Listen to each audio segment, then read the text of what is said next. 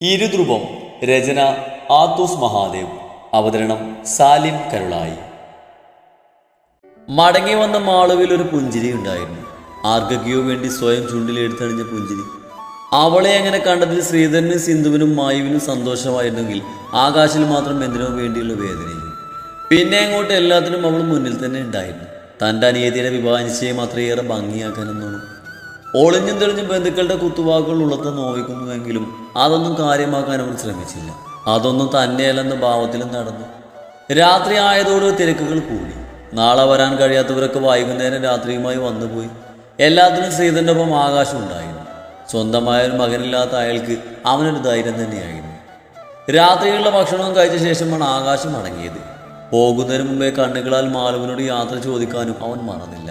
ഒരു നെറുപുഞ്ചിരിയോടെ അവൾ അവനെ യാത്രയാക്കുമ്പോൾ സിന്ധുവിനും ശ്രീധരനിലും എന്തൊരു സംശയഭാവമായിരുന്നു. എങ്കിലും അവരവളോടൊന്നും ചോദിച്ചില്ലെന്ന് മാത്രം. പിറ്റേന്നത്തെ പ്രഭാതം ഒരു മംഗളകർമ്മത്തിന് സാക്ഷ്യം വഹിക്കാനെന്നോണം സൂര്യപ്രഭയാൽ ഉണർന്നു കഴിഞ്ഞു. ആളും ആരവങ്ങളും കൊണ്ട് വീട് ഉണരുമ്പോൾ ബന്ധുക്കളെയും നാട്ടുകാരെയും വീട്ടുകാരെയും സുഹൃത്തുക്കളെയും കൊണ്ട് അവിടെ ആകെ നിറഞ്ഞിരുന്നു. ആകാശ ഫ്രണ്ട്സിന് രാവിലെ തന്നെ തീരുന്നു.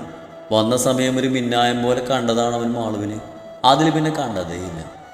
എന്തിനെന്ത് പോലും അറിയാത്ത അവൻ്റെ മുഖത്ത് നേരിയ വെപ്രാളവും ടെൻഷനവും കണ്ട് ഫ്രണ്ട്സൊക്കെ കളിയാക്കുന്നുണ്ട്. എങ്കിലും അവൻ തൻ്റെ മറുപടി ഒരു കണ്ണുരുട്ടലിൽ ഒതുക്കും. അളിയോ ദേ നോക്കി. ശ്രീധരന്റെ നിർദ്ദേശപ്രകാരം കലവറയിലേക്ക് കാര്യങ്ങൾ നോക്കാൻ വന്നതാണ് ആകാശും ജിത്തു എന്ന ജിതിനും കിഷോർ എന്ന കിച്ചുവും. പെട്ടെന്നാണ് ജിത്തു ഒരു സൈഡിലേക്ക് നോക്കിയത് പറയുന്നത്. അത് കേട്ട് ആകാശം അവിടേക്ക് നോക്കി. തനിക്കടുത്തേക്ക് നടന്നു വരുന്ന മാളുവിനെ കണ്ട് ആകാശം ഒരു നിമിഷം നിശബ്ദമായി. ഇതെന്താളിയാ, രണ്ടുപേരും പറഞ്ഞിട്ടതാണോ സെയിം കളർ ഡ്രസ്സ്? ഇപ്പം ഞങ്ങൾ അറിയാതെ പലതിടയിൽ നടക്കുന്നുണ്ടെന്ന് സാരം. കിഷോർ അത് പറയുമ്പോഴാണ് ആകാശം സത്യത്തിൽ അത് ശ്രദ്ധിക്കുന്നത്. റെഡ് കളർ ഷർട്ടും അതേ കരയുള്ള മുണ്ടുമാണ് തൻ്റെ വേഷം. എന്നാൽ മാളവും റെഡിൽ ഗോൾഡ് ത്രെഡ് വർക്ക് വരുന്ന ഷിഫോൺ സാരിയാണ് ഉടുത്തിരിക്കുന്നത്. മിതമായ രീതിയിലാണ് ഒരുക്കമെങ്കിലും വല്ലാത്തൊരു തേജസ്സായിരുന്നു അവളുടെ മുഖത്ത്. ഒരിക്കൽ നോക്കുന്നവർ ഒരിക്കൽ കൂടെ ആ മുഖത്തേക്ക് നോക്കിപ്പോകും. അത്രയും ഭംഗി. എന്നോട് എനിക്കൊന്ന് സംസാരിക്കണമായിരുന്നു. അടുത്തു നിന്നുള്ള മാളുവിൻ്റെ ശബ്ദമാണ് ആകാശം ഉണർത്തിയത് തന്നെ. അവനൊരു ഞെട്ടലോട് അവളുടെ മുഖത്തേക്ക് നോക്കി. എന്നാൽ താൻ ഇത്രയും നേരം മതിമറന്ന് അവൾ നോക്കി നിന്നു എന്ന ഓർമ്മയിൽ അവൻ ജാളിതയിൽ മുഖം തിരിച്ചു. ബുദ്ധിമുട്ടില്ലെങ്കിൽ ഒന്ന് വരാവോ? മാള് വീണ്ടും ചോദിക്കുമ്പോൾ അതിനവനൊന്ന് മൂളി. മാളവനെ നോക്കിക്കൊണ്ട് തിരിഞ്ഞു നടന്നു. ആകാശം തിരിഞ്ഞ് തൻ്റെ ഫ്രണ്ട്സിനെ ഒന്ന് നോക്കിക്കൊണ്ട് അവൾക്ക് പിറകെ നടന്നു. പുറകുവശത്ത് തിട്ടപ്പടിക്ക് താഴെയായി എന്തോ കാര്യമായ സംസാരത്തിലാണ് അവരിരുവരും. മാള് ഗൗരവത്തോടെ എന്തൊക്കെയോ പറയുകയും ആകാശം അതൊക്കെ വേറെ എങ്ങോ നോക്കി കേൾക്കുകയുമാണ്. ആ, നിങ്ങൾ ഇവിടെ നിൽക്കുവാണോ? ദേ ചെക്കനും കൂട്ടരും വന്നു. എല്ലാവരും അന്വേഷിക്കുക. വേഗം വായോ. പെട്ടെന്നാണ് അടുത്ത വീട്ടിലെ ശ്രീലേഖ ചേച്ചി മാളുവിൻ്റെ അടുത്തേക്ക് വന്നത് പറയുന്നത്. ശേഷം അവർ വേഗം തിരിഞ്ഞ് നടക്കുകയും ചെയ്തു. ഒരു നിമിഷം മാളുവിൻ്റെ കൈകൾ അടുത്ത് നിന്ന് ആകാശിൻ്റെ കയ്യിൽ മുറുകുമ്പോൾ അവൻ അവളിലേക്ക് മിഴികൾ പായിച്ചു. ഞാനുണ്ട് തൻ്റെ കൂടെ, എന്തിനും, താൻ വാ. അത് പറഞ്ഞവൻ അവളുടെ വലത് കൈയിൽ മുറുകെ പിടിച്ച് ഉമ്മറത്തേക്ക് നടക്കുമ്പോൾ മാള് കണ്ണുകളടച്ച് ദീർഘമായി വിശ്വസിച്ചു. ശേഷം ഉറച്ച ചുവടുകളോട് അവനോടൊപ്പം നടന്നു. ആകാശം മാളുവിനെയും കൊണ്ട് മുന്നിലേക്ക് വരുമ്പോൾ അവിടെയെങ്ങും ആകെ ബഹളവും തിരക്കുമായിരുന്നു. അത് വേറൊന്നും കൊണ്ടായിരുന്നില്ല, ചെക്കനെ കാണാനുള്ള തിരക്ക് തന്നെ. അവനൊരുവിധം അവളെയും കൊണ്ട് മുന്നിലേക്ക് വന്നു നിന്നു. മുന്നിൽ നിൽക്കുന്ന മാധവനെ കണ്ട് മാളുവിൻ്റെ നെഞ്ചൊന്ന് ആളുമ്പോൾ അവൻ്റെ കണ്ണുകളും അവളിൽ തന്നെ തറഞ്ഞു നിന്നു. ആ ഒരു ദിവസത്തിന് ശേഷമുള്ള ഇരുവരുടെയും ആദ്യ കൂടിക്കാഴ്ചയായിരുന്നത്. രണ്ടുപേര് രൂപം കൊണ്ട് ഒരുപാട് മാറിയതായി തോന്നിയവർക്ക്. എന്നാൽ അവളുടെ കണ്ണിൽ എന്തും നേരിടാനുള്ള ഭാവമായിരുന്നു. എങ്കിലും അവനിൽ നിറഞ്ഞു നിന്നത് വിവേചിച്ചറിയാൻ കഴിയാത്ത ഭാവമായിരുന്നു.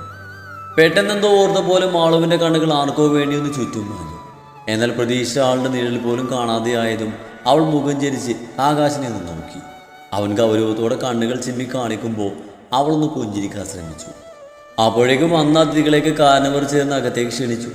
മാളുവിനെയും അവളോട് ചേർന്ന് നിൽക്കുന്ന ആകാശിനെയും ഒന്ന് നോക്കിക്കൊണ്ട് മാധവ് ക്ഷണം സ്വീകരിച്ച് അകത്തേക്ക് കയറി. പ്രതീക്ഷ ആളില്ലാത്ത നിരാശയാണ് മുഖത്ത്.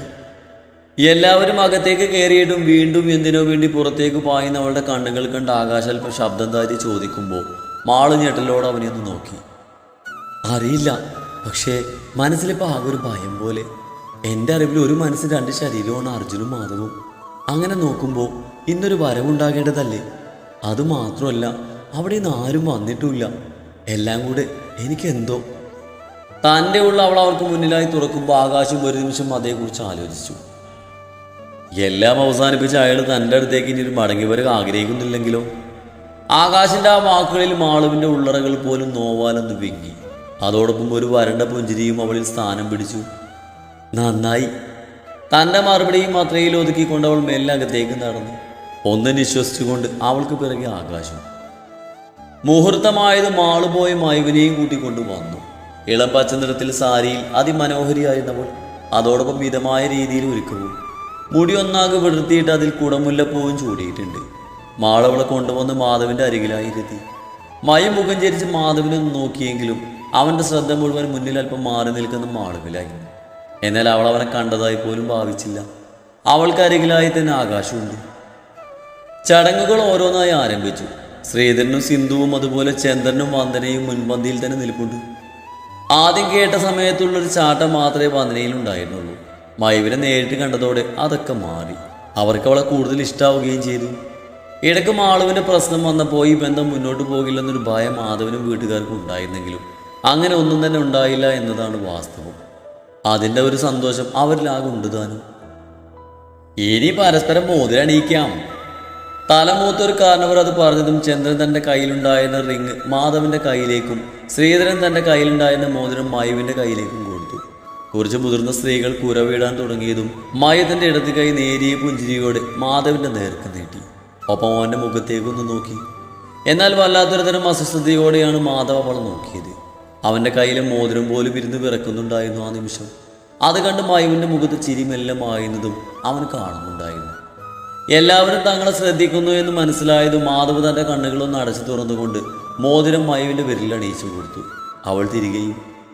പിന്നെയും കുറച്ച് ചടങ്ങുകൾ കൂടെ ഉണ്ടായിരുന്നു. നേരിയ ഫോട്ടോ എടുപ്പ് കൂടെ കഴിഞ്ഞ ശേഷമാണ് രണ്ടുപേരും രണ്ട് വഴിക്കായത്. മയുവിനെ വന്ദന തൻ്റെ ബന്ധുക്കൾക്ക് പരിചയപ്പെടുത്താനായി കൊണ്ടുപോകുമ്പോൾ മാധവ് പുറത്തേക്ക് ഇറങ്ങി. ആ നിമിഷം വരെ അവർ പരസ്പരം നോക്കിയിരുന്നില്ല. ആകാശ് പുറത്തെ പന്തലും കടന്ന് ഗേറ്റിനൽപ്പം പിന്നോട്ട് നിന്ന് ഫോണിൽ ആരോടോ സംസാരിച്ച് നിൽക്കുകയായിരുന്നു ആകാശ്. അപ്പോഴാണ് പിന്നിൽ നിന്നുള്ള ശബ്ദം അവൻ കേൾക്കുന്നത്. ഒന്ന് തിരിഞ്ഞു നോക്കുമ്പോൾ മാധവായിരുന്നു.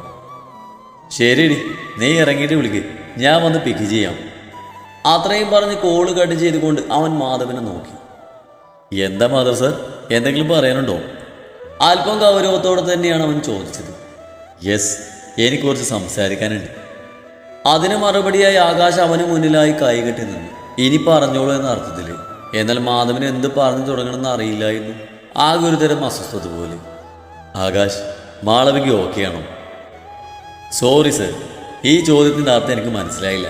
അല്ല, മാളവിക ഓക്കെയാണോ എന്ന് എന്നോട് ചോദിച്ചാൽ മറുപടി കിട്ടും. ഇതിനുള്ള മറുപടി അവളോടോ അവളുടെ വീട്ടുകാരോടോ അല്ലേ ചോദിക്കാൻ? ഒട്ടും മയമില്ലാതെയുള്ള അവൻ്റെ ആ തിരിച്ചടിക്ക് മുന്നിൽ ഉത്തരം മുട്ടിയതുപോലെ നിന്നുപോയി മാധവ്. ആകാശ്, തൻ്റെ ഉള്ളിലെ ദേഷ്യം എനിക്ക് മനസ്സിലാകും. ബട്ട് സോറി സർ, എനിക്ക് ആരോടൊരു ദേഷ്യമല്ല. അല്ല, ദേഷ്യം കാണിക്കാൻ മാത്രം എന്തെങ്കിലും ബന്ധമുണ്ടോ നമ്മൾ തമ്മിൽ? No, never. വീണ്ടും തന്നെ പറയാൻ സമ്മതിക്കാതെ ആകാശ് തന്നെ സംസാരിക്കുമ്പോൾ മാധവ് മൗനം പാലിച്ചു.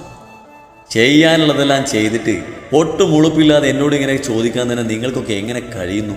താനും കൂടെ ചേർന്നല്ലേ അന്ന് മാളുവിനെ ഇവിടുന്ന് കൊണ്ടുപോയത്? എന്തിനായിരുന്നത്? ഫിലിം സ്റ്റാർ അർജുൻ വസിഷ്ഠക്കും കാമുകിക്കും ഇട്ട് തട്ടിക്കളിക്കാനോ? അതോ അവളുടെ മറവിൽ അവന് രഹസ്യബന്ധം കൂടാനോ? ആകാശം മുഖം പോലും നോക്കാതെ പൊട്ടിത്തെറിക്കുകയായിരുന്നു ആ നിമിഷം. ആകാശ് പ്ലീസ്, താൻ കാര്യറിയാതെയാണ് സംസാരിക്കുന്നത്. ഇനി എന്താണ് സാർ അറിയാനുള്ളത്? ഇവിടെ ആർക്കും ഇനി കൂടുതലൊന്നും അറിയണമെന്നില്ല. അതുപോലെ അവളെ തിരികെ ആരും ഇനി ഇവിടേക്ക് വരികയും വേണ്ട. എല്ലാം മറവിക്ക് വിട്ടുകൊടുക്കാൻ ശ്രമിക്കുക അവള്. അതിന് തടസ്സം നിൽക്കാൻ ആരും വരണമെന്നില്ല. പിന്നെ അയാളോട് പോയി പറഞ്ഞേക്ക്, ഇനി ഒരിക്കലും എൻ്റെ മുന്നിൽ വന്ന് പെടരുതെന്ന്.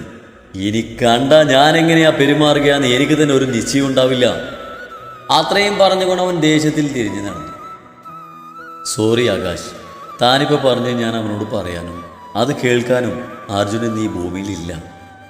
തിരിഞ്ഞു നടന്ന ആകാശിൻ്റെ കാതുകളിൽ വല്ലാത്തൊരു ഞെട്ടലോടെയാണ് ഇത് വന്ന് പതിച്ചത്. അവൻ അതേ ഞെട്ടലോടെ തിരിഞ്ഞു നോക്കി. എന്താ? അതെ ആകാശ്, അർജുൻ ഇപ്പോൾ ജീവിച്ചിരിപ്പില്ല. വരണ്ട പുഞ്ചിരിയോടെ മാധവ് അത് പറയുമ്പോൾ ആകാശ് തരിച്ചു നിന്നുപോയി. മിഴികൾ തോരാതെ കണ്ണുകളടച്ച് ചുമരിൽ ചാരി നിൽക്കുന്ന മാളുവിൽ തന്നെ മാധവിൻ്റെ കണ്ണുകൾ തറഞ്ഞു നിൽക്കുമ്പോൾ അവൻ്റെ ഉള്ളിൽ നോവുന്നുണ്ടായിരുന്നു. 1000 തവണ എന്തിനോ വേണ്ടി മനസ്സാൽ അവൻ അവളോട് മാപ്പിരക്കുകയായിരുന്നു ആ നിമിഷം. മാളു, താനെന്താ ഒന്നും പറയാത്തത്? താളം കെട്ടി നിന്ന മൗനത്തിന്റെ വിരാമം വിട്ടുകൊണ്ട് ആകാശ് അത് ചോദിക്കുമ്പോഴാണ് മാള് കണ്ണുകൾ തുറന്നത്. എന്നാൽ അവരിരുവരെയും ശ്രദ്ധിക്കാതെ അവൾ മറ്റെങ്ങോ നോക്കി നിന്നു. മൈവിനോടൊപ്പം നിന്ന് തന്നെ ആകാശാണ് ഔട്ട് ഹൗസിലേക്ക് കൂട്ടിക്കൊണ്ടുവന്നത്. കാര്യം ചോദിച്ചെങ്കിലും പറയാൻ കൂട്ടാക്കിയില്ല. ഒടുവിൽ ഇവിടെ എത്തുമ്പോൾ മുന്നിൽ നിൽക്കുന്ന മാധവനെ കണ്ട് തിരിഞ്ഞു പോകാൻ തുടങ്ങുമ്പോൾ ആകാശേട്ടൻ തന്നെ തടഞ്ഞു നിർത്തി. മാളു, നിന്നോടൊപ്പം സംസാരിക്കാനുണ്ട്. അതിനെവിടെയൊക്കെ കൂട്ടിക്കൊണ്ടു വന്നത്. സോ നീ കേൾക്കാൻ തയ്യാറാവണം. ആർക്കെന്താ പറയാനുള്ളത്? ആരുടെയെങ്കിലും വക്കാലത്തോ ന്യായീകരണങ്ങളോ ആണെങ്കിൽ കേൾക്കാൻ എനിക്ക് താല്പര്യമില്ല. ഒട്ടും മയമില്ലാത്ത വാക്കുകളായിരുന്നു അവളുടേത്. ഇനി അതിൻ്റെയൊന്നും ആവശ്യമുണ്ടാകുമെന്ന് തോന്നുന്നില്ല Malavika. Arjun is no more. തിരിഞ്ഞു നിന്ന മാളവിയുടെ നെഞ്ചിൽ കൂരമ്പ് പോലെ ആ വാക്കുകൾ വന്ന് പതിക്കുമ്പോൾ ഞെട്ടലോടെ തരിച്ചു പോയവൾ തലച്ചോറിനുള്ളിൽ പോലും ആകൊരു പ്രകമ്പനം പോലെ ഒന്നനങ്ങാൻ പോലും കഴിയാതെ നിന്നുപോയി. ആകാശിന്റെ മുഖവും അവളിൽ തന്നെയായിരുന്നു. അന്ന് തൻ്റെ അരികിൽ നിന്ന് പോയ അർജുൻ പിന്നെ തിരികെ വന്നിട്ടില്ല. ധനുവിൻ്റെ അടുത്തേക്കാകും അവൻ പോയിട്ടുണ്ടാകാമെന്ന ഞാൻ ആദ്യം കരുതിയത്. എങ്കിലും അതെൻ്റെ തെറ്റിദ്ധാരണയായിരുന്നു. അന്ന് നൈറ്റ് വരെ ഞങ്ങൾ അവനെ നോക്കിയെങ്കിലും നിരാശയായിരുന്നു ഫലം. ഒരുപാട് സ്ഥലങ്ങളിൽ ഞാൻ അവനെ തിരക്കിയിറങ്ങി. ഫ്രണ്ട്സ് ആൻഡ് ഫിലിം ഇൻഡസ്ട്രിയിലുള്ള എല്ലാവരെയും കോൺടാക്ട് ചെയ്തു. എങ്കിലും അവനെക്കുറിച്ച് മാത്രം ഒന്നും അറിയാൻ കഴിഞ്ഞില്ല. കാര്യം എൻ്റെ കയ്യിൽ നിൽക്കില്ലെന്നായതും ഞാൻ അങ്കിളിനെ വിവരം അറിയിച്ചു. അങ്കിളും അങ്കിളിൻ്റെതായ രീതിയിൽ അന്വേഷിച്ചു. അതും പുറത്താരെയും അറിയിക്കാതെ അത്രയും സേഫായിട്ട്. ദിവസങ്ങൾ കഴിഞ്ഞിട്ട് ഞങ്ങൾക്ക് അവനെ കണ്ടെത്താൻ കഴിഞ്ഞില്ല. മാസങ്ങൾ കഴിഞ്ഞിട്ട് ഒരു വിവരമില്ല. അങ്കിളിൻ്റെ നിർബന്ധം കൊണ്ട് ഒന്നും ഈ നിമിഷം വരെ പുറം ലോകം അറിഞ്ഞിട്ടില്ല. പ്രതീക്ഷകളെല്ലാം അസ്തമിച്ചു. ജീവനോടെ ഈ ലോകത്ത് ഏതെങ്കിലും കോണിൽ അവനുണ്ടായിരുന്നുവെങ്കിൽ നിന്നെ തിരക്കി അവൻ വരുമായിരുന്നു. അത്ര ഇഷ്ടമാണ് മാളവിക അവനെ തന്നെ. അത് അവനിൽ നിന്ന് തന്നെ മനസ്സിലാക്കിയവനാ ഞാൻ. ധനവൻ്റെ മനസ്സിനെയാണ് സ്വാധീനം ചെലുത്തിയതെങ്കിൽ നീ അവൻ്റെ ജീവിതത്തിൽ കൂടിയാണ് സ്ഥാനം ഉറപ്പിച്ചത്. നീ അവൻ്റെ ജീവിതത്തിൽ വന്നതിൽ പിന്നെ ധനുവിനോട് തെറ്റായ രീതിയിൽ ഇഷ്ടം തോന്നിയിട്ടില്ല. ആകെ ഉണ്ടായിരുന്നത് കുറച്ചധികം കാര്യങ്ങളിൽ നിന്നും അവളെ സേവാക്കണമെന്ന് മാത്രമാണ്. ഒന്നും കേൾക്കാൻ കഴിയാത്തതുപോലെ ചുമരിൽ ചാരി കണ്ണുകളടച്ച് നിന്നു അവൾ. തൻ്റെ ശരീരമാകെ തളരുന്നതായി തോന്നിയവൾക്ക് ഇതൊന്നും തന്നോട് പറയേണ്ട കാര്യമില്ല. തൻ്റെ ഉള്ളിൽ അവൻ്റെ ചതിയനാണല്ലോ. പിന്നെ ഇതൊക്കെ ഇപ്പോൾ തന്നെ അറിയിക്കാൻ റീസൺ അങ്കിളും ആൻറ്റിയും ഇന്ന് സ്റ്റേറ്റ്സിലേക്ക് പോവുകയാണ്. മടങ്ങി വരും ഉണ്ടാവുമെന്ന് തോന്നുന്നില്ല. പോകുന്നതിന് മുമ്പ് ആൻറ്റിക്ക് നിന്നെ ഒന്ന് കാണണമെന്ന് പറഞ്ഞു. തനിക്ക് താല്പര്യമുണ്ടെങ്കിൽ വരാം. പക്ഷേ ഒരിക്കലും തന്നെ ഞാൻ നിർബന്ധിക്കില്ല മാളവിക. മനസ്സുണ്ടെങ്കിൽ മാത്രം താൻ വന്നാൽ മതി. നാളൊരു കാലത്ത് എന്നോട് എന്തുകൊണ്ട് ഇത് പറഞ്ഞില്ലെന്നൊരു ചോദ്യം തൻ്റെ ഭാഗ്യത്തു നിന്ന് ഉണ്ടാവാതിരിക്കാനാ തന്നോട് ഞാനിത് പറഞ്ഞത് തന്നെ. പൂർണ്ണ സമ്മതമാണെങ്കിൽ മാത്രം തനിക്ക് എന്നോടൊപ്പം വരാം. മാധവ് തനിക്ക് പറയാനുള്ളതെല്ലാം പറഞ്ഞ് അവസാനിപ്പിക്കുമ്പോൾ മാളൊരു വാക്ക് പോലും മിണ്ടാതെ തിരിഞ്ഞു നടന്നു. മാധവും ആകാശും അവൾ പോകുന്നത് നോക്കി നിന്നു. ആകാശ്, ഐ ആം സോറിഡാ. എനിക്ക് മുന്നിൽ ഇപ്പോൾ വേറെ വഴിയില്ല. മാധവ് അവൻ്റെ തോളിൽ നിന്ന് അമർത്തിക്കൊണ്ട് അത് പറയുമ്പോൾ ഒരു വരണ്ട പുഞ്ചിരി അവനായി സമ്മാനിച്ചുകൊണ്ട് ആകാശം പുറത്തേക്ക് ഇറങ്ങിപ്പോയി. ഒടുവിൽ അവിടെ മാധവ് മാത്രമായതും അവൻ തൻ്റെ ഷർട്ടിൻ്റെ പോക്കറ്റിൽ നിന്ന് ഫോൺ എടുത്ത് കാതോരം ചേർത്തു. Thank you. അത്രമാത്രം പറഞ്ഞുകൊണ്ട് ആ കോള് കട്ടാക്കുമ്പോൾ അവൻ അസ്വസ്ഥതയോടെ തന്നെ നെറ്റിയൊന്നൊഴിഞ്ഞു. ചടങ്ങുകളെല്ലാം കഴിഞ്ഞ് ആഹാരവും കഴിച്ച ശേഷം എല്ലാവരോടും യാത്ര പറഞ്ഞ് മാധവും കുടുംബവും ഇറങ്ങി. ഏറ്റവും ഒടുവിലായി മാധവും, ഞാൻ അവളെയും കൊണ്ട് പുറകെ വന്നോളാം, സാറ് പോയിക്കോ. ആകാശ് അവൻ്റെ അടുത്തേക്ക് വന്നത് പറയുമ്പോൾ അവനൊന്ന് മൂളിക്കൊണ്ട് തിരിഞ്ഞു നോക്കി. ഉമ്മറത്തെ വാതിൽപ്പടിയിൽ നിൽക്കുന്ന മായവിൽ ഒരു നിമിഷം അവൻ്റെ കണ്ണുകൾ ഉടക്കുമ്പോൾ കുറ്റബോധത്താൽ മാധവിൻ്റെ നെഞ്ച് നീറുന്നുണ്ടായിരുന്നു. ആ കണ്ണുകളിൽ തെളിഞ്ഞു കാണുന്ന പരിഭവം താൻ ഇത്രയും നേരം അവളോട് കാണിച്ച അവഗണനയാണെന്ന് അവന് മനസ്സിലാവുന്നതേ ഉണ്ടായിരുന്നുള്ളൂ. എങ്കിലും ഒന്ന് ചേർത്ത് പിടിക്കാനോ ഒരു വാക്ക് പറയാനോ മുതിരാതെ അവൻ തിരിഞ്ഞ് കാറിൽ കയറുമ്പോൾ മൈവൻ്റെ കണ്ണുകൾ നിറഞ്ഞു വന്നു. പുറത്തേക്ക് വരാൻ ഒരുങ്ങിയ ആ ഗദ്ഗതം അവളുടെ തൊണ്ടയിൽ തന്നെ കുടുങ്ങിപ്പോയി.